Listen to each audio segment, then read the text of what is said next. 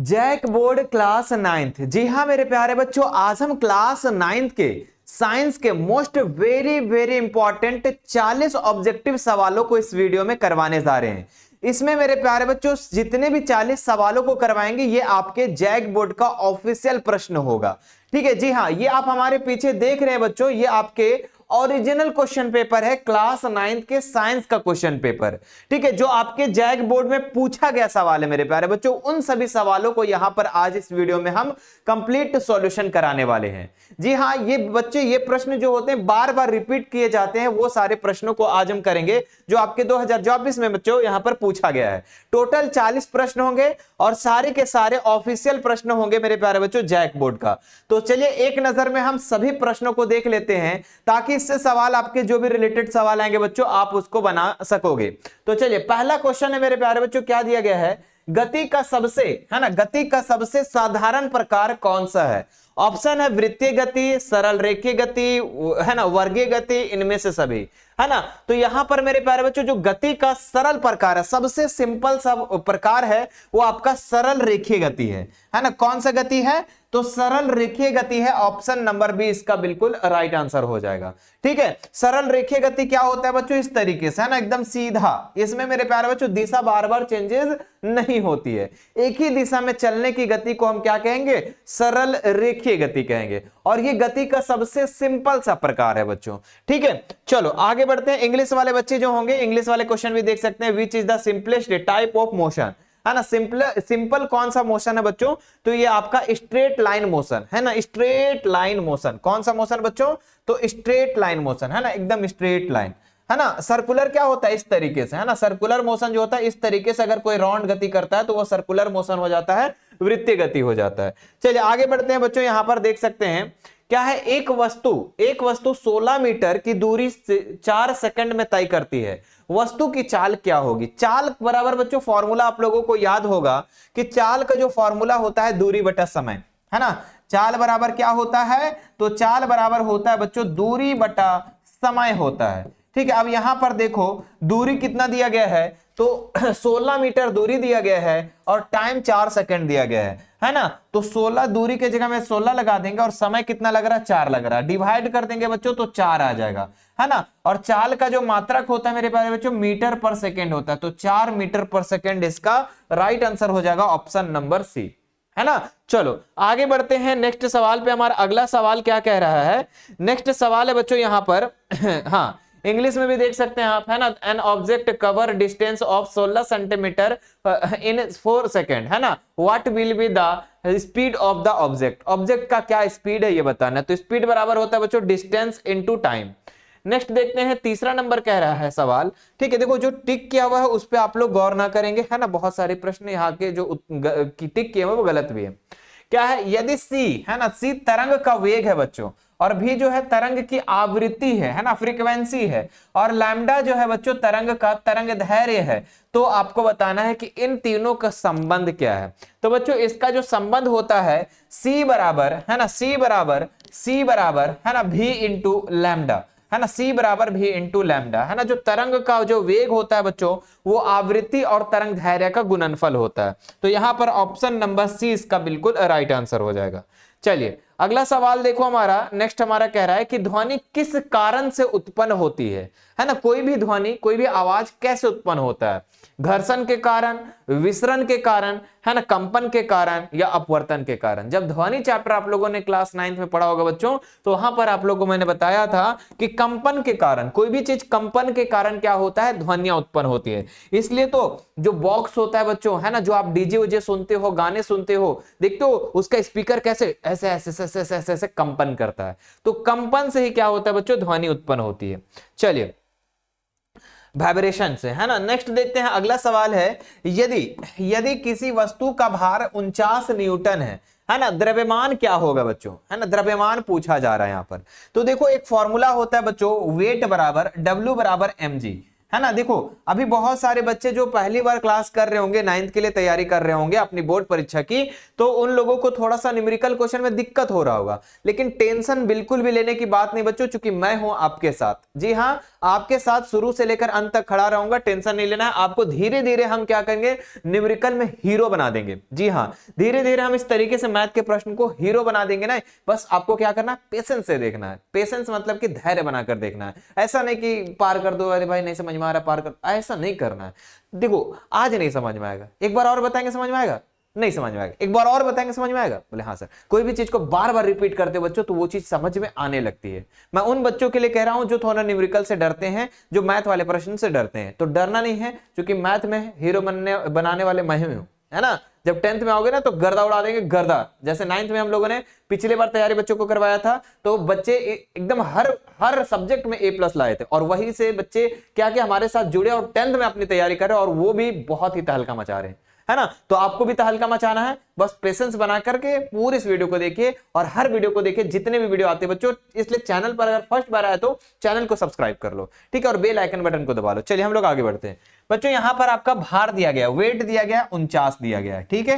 mg मास कितना दिया गया बच्चों, मास ही तो निकालना है, तो मास निकालना है, और एक ग्रेविटेशन बच्चों बराबर होता है 9.8, है ना, 9.8 यहां पर होता है, ठीक है।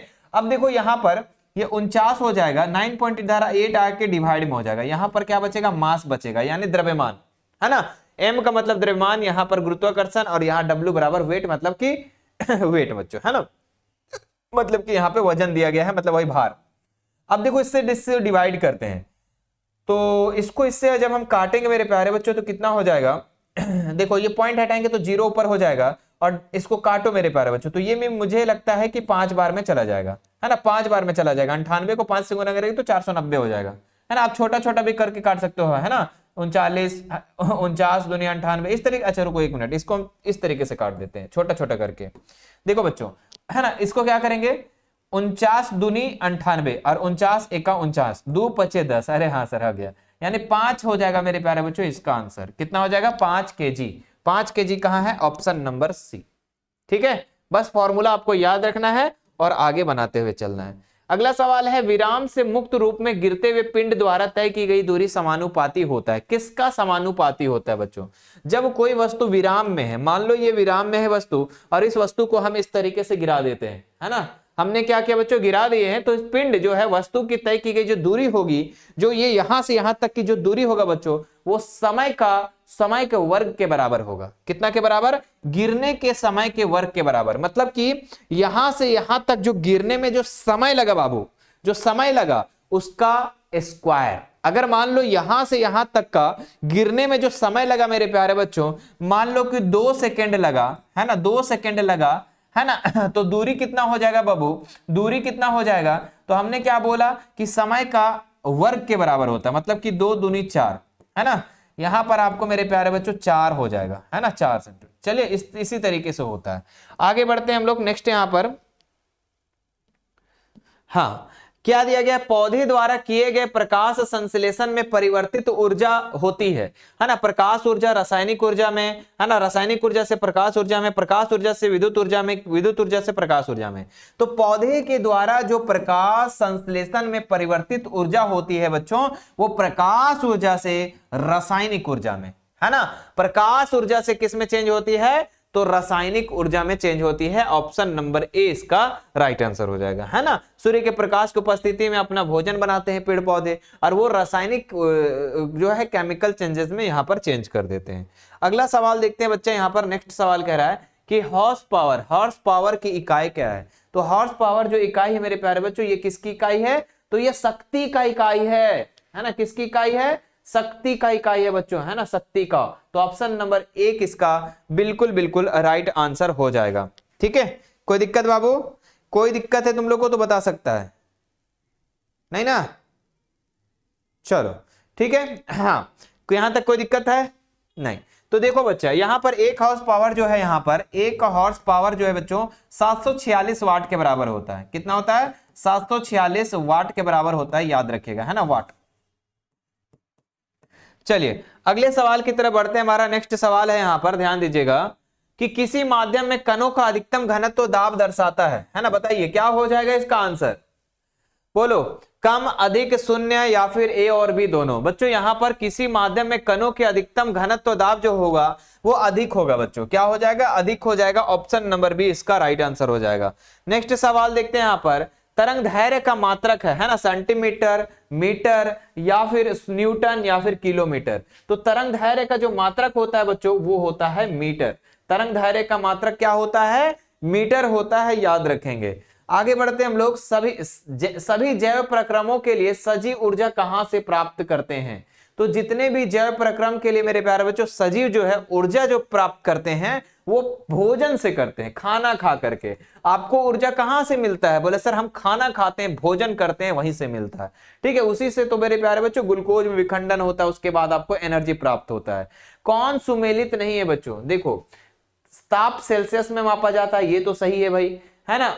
रक्त को आरएच फैक्टर में मापा जाता है, ये भी सही है ना। आर्द्रता को रिएक्टर पैमाना नहीं बच्चों, है ना। रिएक्टर पैमाना से जो बच्चों यहां पर आपको मापा जाता है, भूकंप की तीव्रता को मापा जाता है। क्या मापा जाता है, भूकंप की तीव्रता को मापा जाता है, याद रखिएगा, ठीक है। रिएक्टर पैमाना से भूकंप की तीव्रता को मापा जाता है, तो ये सही नहीं है बच्चों, ऑप्शन नंबर सी इसका राइट आंसर हो जाएगा। चलिए अगले सवाल की तरफ बढ़ते हैं बच्चों। हमारा नेक्स्ट सवाल कह रहा है, ध्यान दीजिएगा, कि मेगावाट बिजली मापने की इकाई है ना। तो मेगावाट क्या करता है मेरे प्यारे विद्यार्थी जी, मेगावाट जो है ये बिजली की मापने की क्या इकाई है ना, उत्पादित की जाती है उसका मापने का ये है, या फिर मेरे प्यारे बच्चों उपयोग की जाती है या बचत की जाती है, इनमें से कोई नहीं। तो जितना उत्पादन किया जाता है बिजली, इसको मेगावाट में मापा जाता है। किस में मापा जाता है, मेगावाट में मापा जाता है। तो इसका ऑप्शन नंबर ए इसका राइट आंसर हो जाएगा। चलिए अगला सवाल देखो बच्चे, यहां पर बल के प्रयोग में वस्तु में क्या परिवर्तन आता है। अगर हम किसी भी चीज को बल लगाते हैं, मान लो बच्चों मैं इस पर बल लगाता हूं, ऐसे करता हूं, ठीक है। मान लो इधर मैं इसको धकेलता हूं, ठीक है। तो यहां पर क्या होगा, चाल की दिशा में चेंजेस होगा। मान लो अगर मान लो बच्चा ऐसे ऐसे ऐसे ऐसे दौड़ रहा है, ठीक है, मैं क्या किया, पीछे से धक्का मारा, तो उसका चाल में चेंजेस होगा कि नहीं होगा, बोले हाँ सर होगा। आप क्या कहोगे, चाल में चेंजेस होगा कि नहीं होगा, बोले सर होगा, ठीक है होगा सर। बोलेंगे वेग में, वेग के परिमाण में, बिल्कुल उसके जो वेग है बच्चों, वेलोसिटी है, उसकी स्पीड में भी आपको देखने को मिलेगा, है ना पर सेकंड में आपको चेंजेस देखने को मिलेगा। आकार में भी चेंजेस देखने को मिलेगा। अरे मान लो बलून है बच्चा, बलून में हमने क्या किया, दबाव दिया, दाब है ना, ऐसे बल लगाया उस पर ऐसे, तो वो भी क्या होगा, आकार में भी चेंजेस देखने को मिलेगा। तो इनमें से सभी इसका राइट आंसर हो जाएगा। समझ में आया, बोले यस सर। अगला सवाल देखते हैं हमारा, नेक्स्ट हमारा देखिए, इंग्लिश में भी यही बच्चे, है ना, डायरेक्शन, स्पीड, है ना, quantity of velocity in shape में, सभी में, ऑल ऑफ दिस। वर्क वेग का मात्रक क्या, कई बार आपको बता चुके हैं पिछले कई क्लास में बड़े बच्चों, है ना, कई क्लास में बताया कि वेग का जो मात्रक होता है बच्चों ये मीटर पर सेकेंड होता है ना। और आप लोग को यह भी याद रखना है कि चाल का भी, है ना, चाल और वेग का जो मात्रक होता है बच्चों, दोनों का मात्रक जो होता है वो क्या होता है, मीटर पर सेकेंड ही होता है, और दोनों का एक ही मात्रक होता है ना। एग्जाम में ऐसा आता है प्रश्न में कि कौन सी ऐसी भौतिक राशि है जिसका मात्रक समान होता है, तो चाल और वेग का मात्रक समान होता है। चाल का भी मीटर पर सेकेंड होता है और वेग का भी आपका मीटर पर सेकेंड होता है। अगर मैं कहूं कि मीटर पर सेकेंड स्क्वायर किसका मात्रक होता है, तो कह देना एक्सेलरेशन का, त्वरण का बच्चों, है ना, किसका कहना कि त्वरण का मात्रक जो होता है वो मीटर पर सेकेंड होता है। चलिए आगे बढ़ते हैं हम लोग। यहां पर नेक्स्ट सवाल क्या कह रहा है, 36 किलोमीटर प्रति घंटा की चाल से चल रही 1 सेकंड में कितनी दूरी तय करेगी। 1 सेकंड में दूरी पूछ रहा है बच्चों। यहां पर आपको क्या क्या दिया गया है, गुरुजी चाल दिया गया है ना, गुरुजी चाल दिया गया है, कितना दिया गया है, तो 36 किलोमीटर प्रति घंटा दिया गया है चाल, और टाइम दिया गया है, समय जो दिया गया है बच्चा 1 सेकेंड दिया गया है, ठीक है। आपको क्या कह रहा है यहां पर, दूरी निकालने के लिए, तो दूरी का बराबर फॉर्मूला होता है बच्चों, दूरी बराबर फॉर्मूला होता है चाल इंटू समय। क्या होता है, चाल इंटू समय। फॉर्मूला तो भैया जुबान पे याद रखना होगा, है ना बच्चों। अब देखो चाल यहां पर किलोमीटर में है ना, और घंटा में है, और समय देखिए सेकंड में है। तो हमको सबसे पहले क्या होगा, चाल को मीटर पर सेकंड में चेंज करना होगा। तो कभी भी किसी का भी अगर किलोमीटर प्रति घंटा से, किलोमीटर प्रति घंटा से अगर मीटर पर सेकंड में चेंज करना है बच्चों, तो कुछ नहीं करना, 5/18 से क्या कर देना, गुना कर देना। 5/18 से क्या कर देना, गुना कर देना। तो 18 दूनी 36, 2 पचे 10, मतलब कि 10 मीटर पर सेकेंड हो जाएगा बच्चों, है ना। अगर किलोमीटर से मीटर पर सेकेंड में करना है तो ये कितना हो जाएगा, 10 मीटर पर सेकेंड, है ना। तो यहां पर आपका हो जाएगा चाल जो होगा बच्चों 10 मीटर पर सेकेंड, और यहां पर आपका समय जो दिया गया 1 सेकेंड दिया गया, तो 10 एका 10 हो जाएगा, तो 10 हो जाएगा मीटर, 10 मीटर इसका राइट आंसर, है ना। Option number b. समझ में आ गया? उम्मीद करते हैं यहां तक आपको बातें समझ में आ गई होगी। चलिए आगे बढ़ते हैं हम लोग नेक्स्ट सवाल पे। हमारा अगला सवाल कह रहा है, कार्य जो बल एवं विस्थापन का गुणनफल होता है। 1 मिनट रुकिएगा।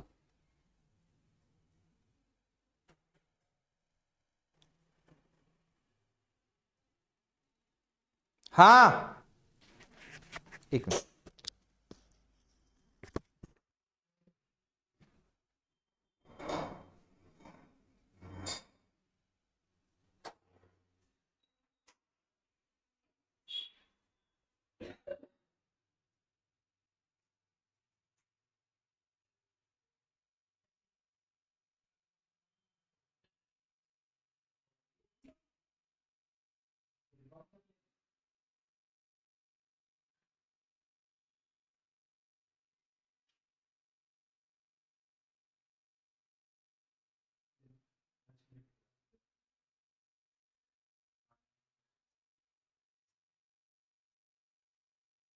चलिए मैं आ गया, है ना। अब देखो बच्चा, इसमें क्या है कि कार्य जो बल एवं विस्थापन का गुणनफल क्या होता है बच्चों, तो कार्य जो होता है ना, यहां पर सदिश राशि होता है, अदिश राशि होता है, या दोनों होता है, या फिर मेरे प्यारे बच्चों इनमें से कोई नहीं। तो कार्य जो है ये अदिश राशि होता है। कैसा राशि होता है? अदिश राशि, है ना। कार्य का ही फॉर्मूला होता है बल इंटू विस्थापन। बल इंटू विस्थापन जो होता है बच्चों कार्य का होता है। कार्य एक अदिश राशि है क्योंकि इसमें कोई भी दिशा नहीं होती। सदिश राशि हम उसको कहते हैं जिसमें दिशा और परिमाण दोनों हो। अदिश राशि उसको कहेंगे जिसमें सिर्फ परिमाण हो, दिशा ना हो, है ना। चलिए अगला देखते हैं हम लोग, वाट किस राशि का मात्रक है ना। वाट जो है किसका मात्रक है? बल का मात्रक है, शक्ति का मात्रक है, वेग का मात्रक है, घनत्व का मात्रक है।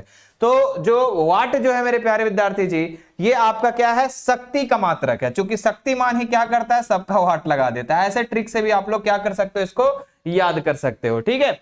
बल का मात्रक क्या होता है बच्चा? तो न्यूटन होता है। क्या होता है? बल का मात्रक न्यूटन होता है, याद रखिएगा, ठीक है। चलो आगे बढ़ते हैं हम लोग नेक्स्ट सवाल पे। हमारा अगला सवाल है यहाँ पर, इंग्लिश वाले बच्चे इंग्लिश क्वेश्चन में भी ध्यान देंगे। What is the unit of which quantity, है ना। Force, power, velocity, density. तो इसका आपका पावर इसका राइट आंसर हो जाएगा। आवोगाद्रो की संख्या का मान कितना होता है? एकदम रट लो बाबू, कितना होता है? 6.022 10 के पावर 23, याद रखिएगा। आवोगाद्रो की संख्या कई बार आपके एग्जाम में पूछा गया, कई बार पूछा गया है ना। चलो अगला सवाल देख लेते हैं। यहां पर नेक्स्ट हमारा कह रहा है बच्चों कि कैंसर के उपचार में कोबाल्ट किस समस्थानिक का प्रयोग होता है? कैंसर के उपचार में बच्चों कोबाल्ट का किस समस्थानिक का प्रयोग होता है? तो कोबाल्ट 60, कितना? कोबाल्ट 60 का प्रयोग होता है ना कैंसर के उपयोग में, कैंसर के उपचार में, है ना। केनाल की किरणों की खोज जो है किसने की थी बच्चों? केनाल किरणों की खोज जो है थॉमसन किया था, गोल्डस्टीन किया था, चैडविक किया था, रदरफोर्ड किया था। तो केनाल किरण का जो खोज किया था ये गोल्डस्टीन किया था। कौन किया था? गोल्डस्टीन, है ना। थॉमसन किसका किया था बच्चों? तो ये इलेक्ट्रॉन को किया था, है ना, इलेक्ट्रॉन को किया था, इलेक्ट्रॉन को। और चैडविक जो किया था बच्चों ये न्यूट्रॉन को किया था, है ना, न्यूट्रॉन, याद रखिएगा, ठीक है, न्यूट्रॉन। और रदरफोर्ड जो है बच्चों ये परमाणु केंद्रक का खोज किया था। किसका? परमाणु केंद्रक का, याद रखिएगा, ठीक है। चलो आगे बढ़ते हैं हम लोग नेक्स्ट सवाल पे। अगला सवाल देखिए बच्चा क्या कह रहा है कि पदार्थ के कणों के बीच क्या होता है? आयतन, स्थितिज ऊर्जा, संवेग, रिक्त स्थान। तो कोई भी पदार्थ है मेरे प्यारे बच्चों, चाहे वो ठोस अवस्था में हो या गैस अवस्था में हो या फिर लिक्विड अवस्था में हो बच्चों, कोई भी अवस्था में हो, उसके बीच में रिक्त स्थान होती है। बस रिक्त स्थान में क्या होता है? कहीं ज्यादा होता है और कहीं कम होता है। सबसे ज्यादा मेरे प्यारे बच्चों रिक्त स्थान गैस में होता है, ठीक है। और सबसे कम रिक्त स्थान कहां पर होता है? तो ठोस में होता है। ठोस के कण मेरे प्यारे बच्चों सटे सटे होते हैं। ठोस के कण जो होते हैं सटे सटे होते हैं, है ना, और द्रव के कण थोड़ा दूर दूर होता है बच्चों, द्रव के कण जो होते हैं थोड़ा दूर दूर, और गैस के कण होते हैं काफी दूर दूर होता है, ठीक है ना, याद रखिएगा। ये ठोस हो जाएगा बच्चों, ठोस के कण सटे सटे होते हैं, है ना, और ये द्रव हो जाएगा, इसके मीडियम में होते हैं, और गैस का कण जो है काफी दूर दूर होते हैं। इसका देखो कण सटा सटा है तो इसका आकर्षण बल ज्यादा होगा, क्या होगा, आकर्षण बल ज्यादा होगा, ठीक है, आकर्षण बल क्या होगा, अधिक होगा बच्चा, है ना, आकर्षण बल क्या होगा, अधिक होगा, ठीक है, और इसका आकर्षण बल जो होगा कम होगा, है ना, इसका आकर्षण बल जो होगा वो कम होगा बच्चा, ठीक है, समझ में आ गया, उम्मीद करते हैं समझ में आ गया होगा। चलिए आगे बढ़ते हैं नेक्स्ट सवाल पे। क्या है एलपीजी का पूरा रूप क्या है ना, एलपीजी का पूरा रूप क्या है ना, द्रवीकृत पेट्रोलियम गैस और लिथियम पेट्रोलियम गैस, और दोनों इनमें से कोई नहीं। बांस के बारे में पूछ रहे हैं, बांस, हाँ ले जाएगा, द्रवीकृत पेट्रोलियम गैस, है ना। तो यहां पर बच्चों एलपीजी का जो पूरा रूप है वो आपका द्रवीकृत पेट्रोलियम गैस है। क्या है, द्रवीकृत, है ना, इसको अगर इंग्लिश में बात करें तो लिक्विफाइड पेट्रोलियम गैस होता है, ठीक है, याद रखिएगा, ऑप्शन नंबर ए, है ना, लिक्विफाइड। देखो अगर कभी कभी कुछ बच्चों को हिंदी मीडियम वाले जो बच्चे होते हैं उनको क्या होता है ना वहां क्या होता है कि हिंदी कुछ ज्यादा शुद्ध हिंदी लिख देता है, तो उसमें आपको क्या करना है, कम से कम थोड़ा बहुत इंग्लिश वाले प्रश्न को भी देख लेना है, ठीक है। तो देखिए अभी इंग्लिश वाला प्रश्न में आपको साफ साफ पता चल जाएगा, देखिए लिक्विफाइड पेट्रोलियम गैस है ना, तो इससे समझ में आ जाएगा आपको, ठीक है। बाकी लिथियम भी है, एल का मतलब लिथियम भी, लेकिन यहां पर ये काम नहीं होता है। चलो आगे देखते हैं, यहां पर क्या दिया गया है, निम्न में से किसमें आंतराणविक स्थान सबसे अधिक होता है। अभी हमने बताया ना बच्चों कि आंतराणविक स्थान जो है, रिक्त स्थान सबसे ज्यादा किसमें होता है, गैस में होता है। तो जल तो द्रव हो गया, मिट्टी आपका ठोस हो गया, आग आपका आग होगा नहीं, हवा होगा बच्चों, ये गैस अवस्था में होता है, और गैस के कण क्या होते हैं, काफी दूर दूर होते हैं, तो आंतराणविक बल जो होता है काफी अधिक होता है। चलिए आंतरिक स्थान मतलब कि खाली स्थान, रिक्त स्थान। अमोनिया क्लोराइड को गर्म करने पर क्या होता है, जब अमोनिया क्लोराइड को गर्म करते हैं मेरे प्यारे बच्चों तो ये क्या बन जाता है, डायरेक्ट गैस बन जाता है ना, ये ठोस होता है और ठोस से डायरेक्ट गैस में चेंज हो जाता है, और ठोस से गैस में डायरेक्ट चेंज होना बच्चों क्या कहलाता है, ऊर्ध्वपातन कहलाता है। क्या कहलाता है, ऊर्ध्वपातन कहलाता है। ऑप्शन नंबर सी इसका बिल्कुल राइट आंसर हो जाएगा। नेक्स्ट सवाल देखते हैं, सिलेंडर में भरा हुआ द्रवित पेट्रोलियम गैस जो एलपीजी है बच्चों, है ना, ये किस फॉर्म में होता है, द्रव फॉर्म में, है ना, द्रव अवस्था में होता है, गैस अवस्था में होता है, ठोस अवस्था में होता है, या इनमें से कोई नहीं। तो आप लोगों के घरों में जो सिलेंडर गैस होता है तो आप लोगों को ऐसा लगता होगा कि वो अंदर में गैस है बच्चों, अक्सर वो गैस को इतना कंप्रेस कर दिया जाता है कि वो द्रव में चेंज हो जाता है, तो अंदर में जो होता है ना वो द्रव अवस्था में होता है। बोले सर नहीं पता, कैसे पता चलेगा, 10 वाला तुम लोग ये किए हो, क्या नाम है उसका, लाइटर यूज किए हो, उस देखते हो कैसे पानी जैसा होता है उसमें अंदर में गैस, तो वो गैस होता है बच्चों, याद रखिएगा, ये द्रव अवस्था में होता है। चलिए आगे देखते हैं, नेक्स्ट सवाल हमारा क्या कह रहा है, परमाणु द्रव्यमान की इकाई क्या है। तो परमाणु द्रव्यमान की इकाई जो बच्चों एएमयू है, क्या है, एएमयू, और एएमयू बोलो या फिर यू भी बोल सकते हो आप, यू हो जाएगा इसका राइट आंसर। अगला देखो, 18 ग्राम जल में ऑक्सीजन की मात्रा कितनी है। देखो बच्चों जल जो है H2O, ये इसमें तो 18 ग्राम ही होता है ना, 18 ग्राम ही होता है यहाँ पर जल। क्यों होता है, क्योंकि हाइड्रोजन 2 होता है और ऑक्सीजन 16 होता है। देखो हाइड्रोजन 1 और 2 हाइड्रोजन, इसलिए 2 हो जाएगा और यहाँ 16 हो जाएगा, ठीक है। तो यहाँ पर आपका हो जाएगा ऑक्सीजन की मात्रा जो हो जाएगी वो कितना हो जाएगा, 16 ग्राम हो जाएगा, याद रखिएगा, है ना, 2 ग्राम हाइड्रोजन और 16 ग्राम ये। चलो 1 मोल क्लोरीन गैस का द्रव्यमान कितना है, 1 मोल में क्लोरीन गैस का द्रव्यमान कितना है बच्चों, ध्यान दीजिएगा। देखो क्लोरीन गैस को हम लोग कैसे लिखते हैं, तो Cl2 लिखते हैं, है ना, और Cl का जो द्रव्यमान होता है लगभग जो होता है बच्चों 35.5 होता है, 35.5 के आसपास होता है, 35.5 का। अब 2 है तो इस 2 है, Cl2 है तो 2 है, तो क्या करेंगे 35.5 को हम 2 से गुना कर देंगे, तो 35 दूनी 70 और लगभग 70 और 1 71, मतलब लगभग 71 के बीच में, है ना, लगभग 71, मतलब कि 70.9 होता है ना। अगर हम लोग ऐसे देखें तो 70.9 होता है, जो अप्रॉक्स अगर देखें तो 70.9 का मतलब क्या, 71, है ना, 71 ग्राम, ऑप्शन नंबर सी। चलिए आगे देखते हैं, नेक्स्ट सवाल क्या पूछा गया है ना, कि निम्न तत्वों में से कौन द्विपरमाणुक नहीं है। द्विपरमाणुक नहीं है बच्चों, तो क्लोरीन Cl2 देखो ये आपका द्विपरमाणुक हो जाएगा, नाइट्रोजन को भी हम लोग N2 लिखते हैं तो इसमें भी 2 परमाणुक है ना। हाइड्रोजन को भी हम लोग H2 लिखते हैं, ये भी 2 परमाणुक है। लेकिन फास्फोरस जो है मेरे प्यारे बच्चों ये द्विपरमाणुक नहीं है, याद रखिएगा। तो ऑप्शन नंबर डी इसका राइट आंसर हो जाएगा। चलिए आगे देखते हैं नेक्स्ट सवाल पे। प्राकैरियोटिक में नहीं होता है, तो प्राकैरियोटिक में नहीं होता है, क्या नहीं होता है बच्चों? राइबोसोम है ना, साइटोप्लाज्मा, डीएनए, तो ये तो तीनों होता है प्राकैरियोटिक में। देखो बच्चों कोशिका 2 प्रकार की होती है, एक यूकैरियोटिक और एक प्राकैरियोटिक। और प्राकैरियोटिक में राइबोसोम, साइटोप्लाज्मा, डीएनए सभी होती है ना। तो इनमें से कोई नहीं इसका राइट आंसर हो जाएगा, इनमें से कोई नहीं इसका राइट आंसर हो जाएगा। देखो ऐसे भी प्रश्न बनते हैं। हाँ अगला सवाल देखो यहाँ पर क्या है, कोशिकाओं के आधार पर जीव कितने प्रकार के होते हैं? कोशिका के आधार पर, अगर संरचना के आधार पर देखें मेरे प्यारे बच्चों, है ना, अगर मैं संरचना के आधार पर देखे तो ये 2 प्रकार के होते हैं, है ना। कितने प्रकार के होते हैं? 2 प्रकार के होते हैं, एक यूकैरियोटिक बच्चों और एक, है ना, एक यूकैरियोटिक और एक होता है बच्चा प्राकैरियोटिक, है ना, प्राकैरियोटिक।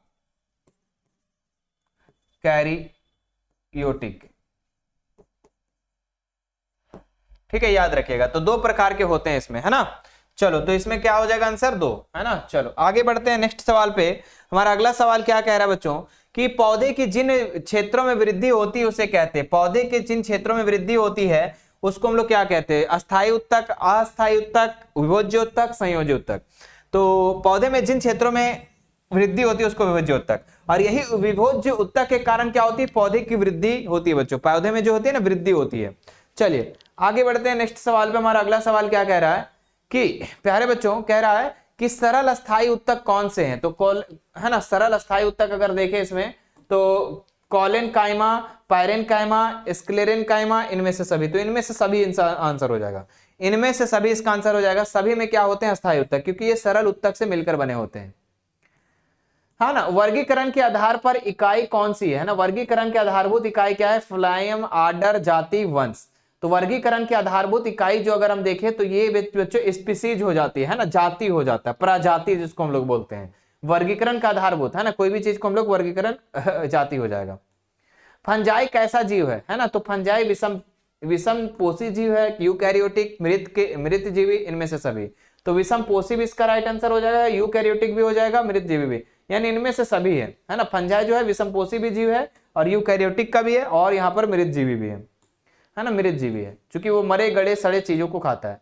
एड्स का संक्रमण नहीं होता है बच्चों यौन संपर्क से, है ना, शारीरिक संबंध बनाने से एड्स फैल सकता है ना, गले लगाने, स्तनपान से, है ना। तो स्तनपान से भी होता है बच्चों, स्तनपान से भी होता है, यौन संपर्क से भी होता है, लेकिन गले लगने से, किसी से अगर गले लगते हैं, हग करते हैं, तो इससे एड्स नहीं फैलता है। ठीक है, चलो आगे बढ़ते हैं नेक्स्ट सवाल पे। हमारा बैक्टीरिया से होने वाला रोग है ना, इन्फ्लुएंजा, सामान्य सर्दी, एंथ्रेक्स, एड्स। तो बच्चों बैक्टीरिया से होने वाला रोग इसमें एंथ्रेक्स हो जाएगा। और ये बच्चों ये जानवर है ना, क्या है? पशु बीमारी है, पशु बीमारी है ना, और कभी कभी ये इंसानों में भी फैलता है, याद रखिएगा, है ना। क्या है नेक्स्ट सवाल? पृथ्वी की कितनी सतह पानी से ढकी हुई है? तो पृथ्वी के लगभग 3 हिस्सा, है ना, मतलब की बात करें तो 75% जो है ये पानी से ढका हुआ है बच्चा। ठीक है, पानी से ढका हुआ है। अब लास्ट सवाल है, और लास्ट सवाल से पहले मैं यही कहूंगा कि आप क्या करेंगे, इस वीडियो को अपने उन दोस्तों को, सभी लोगों को शेयर करना है जो इस बार अपने परीक्षा देने वाले हैं, है ना, अपने बोर्ड परीक्षा, अपने फाइनल परीक्षा देने वाले हैं। उन लोगों को इस वीडियो को जरूर से जरूर मेरे प्यारे विद्यार्थी जी शेयर कर दीजिएगा। ठीक है, तो चलिए इसको देखिए क्या है कि पृथ्वी के ऊपरी उपजाऊ सतह जो चट्टानों के अपक्षय से बनती है कहलाती है। तो उपजाऊ सतह जो होता है बच्चों उसको मिट्टी कहते हैं, मृदा, है ना, ऑप्शन नंबर ए। चलिए आज का क्लास कैसा लगा? मुझे उम्मीद है कि आप लोगों ने इस क्लास में बहुत इंटरेस्टिंग दिखाया होगा। ठीक है, और आप लोगों को यहाँ पर आप लोग को मिल गया मेरे प्यारे बच्चों पूछा गया सवाल, है ना। मतलब ये आपको हमने बताया 2024 के प्रश्न जो आपके जैक बोर्ड में मेरे प्यारे बच्चों पूछा गया था। ठीक है, और 2025 के प्रश्न मैंने मेरे प्यारे बच्चों हमारे ही चैनल पर अपलोड कर दिया गया है, नहीं देखे हैं तो जरूर से जरूर देख लीजिएगा। ऐसे ही अगर आपको 2023 का भी चाहिए, 2022 का भी चाहिए, है ना, 2021 का भी पेपर चाहिए, अगर इन सभी साल का ओरिजिनल पेपर आपको चाहिए तो आप हमें कमेंट बॉक्स में जरूर लिख दीजिएगा, है ना। वैसे अगर आप वीडियो को बहुत दिनों के बाद अगर देख रहे होंगे, 10 दिनों के बाद, तो कहीं ना कहीं आपको 23 का भी पेपर मिल जा रहा होगा, 22 का भी और 21 का भी। ठीक है, चलो उम्मीद करते हैं अच्छा लगा होगा, वीडियो को सभी दोस्तों को शेयर जरूर कीजिएगा। चलिए फिर मिलते हैं नेक्स्ट वीडियो में। Thank you so much. Video को सब्सक्राइब, लाइक, शेयर जरूर करें।